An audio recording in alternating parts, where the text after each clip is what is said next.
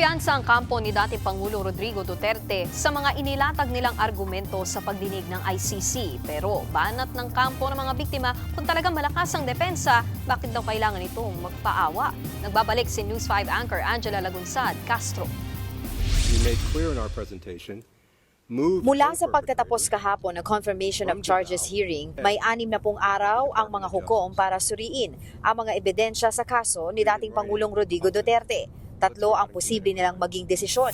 Una, kumpirmahin ang kasong crimes against humanity laban kay Duterte at iakyat ito sa pagdilitis. Kung sakali, mananatiling nakakulong ang dating Pangulo.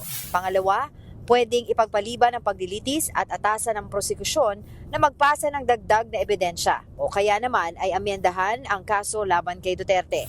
At pangatlo, pwedeng ibasura ang kaso dahil sa kakulangan ng ebidensya. Hindi nauusad ang pagdilitis kaya posible na ring palayain ang dating Pangulo sa pagkakakulong sa International Criminal Court. Bagay na dapat daw mangyari ayon sa lead defense team ni Duterte na si Attorney Nicholas Kaufman. Lalo't hindi raw dapat gamitin sa kaso laban kay Duterte ang mga sinabi niya sa war on drugs. Muli ring sinisi ni Kaufman ang media matapos ang hearing. Why do you always criticize the media in all of your presentations from day one to day? Why does the media always criticize my client? Full stop, end of story. Tiwala rin ng dating Chief Legal Counsel ni Duterte na si Attorney Salvador Panelo na binasag ni Kaufman ang mga binato sa kanila ng prosekusyon. As I've already said, he has rebutted all the allegations of the prosecution. And in fact, bagsak na nga.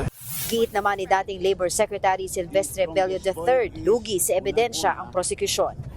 The presentation of the prosecution are mere allegation without any supporting evidence. Yun ang importante. Ang dali magsabi, pinatay mo siya.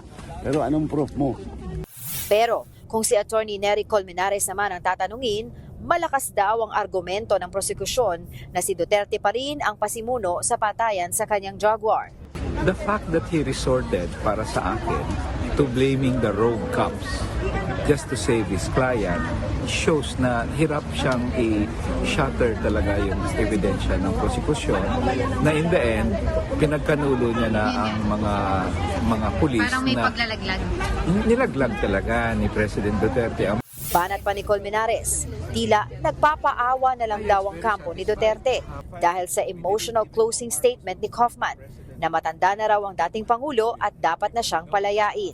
The moment na nag-a-appeal ka na lang sa emotion at hindi sa awa, may problema ka ng malaki. If you are weak on the evidence and the law, you focus on emotions.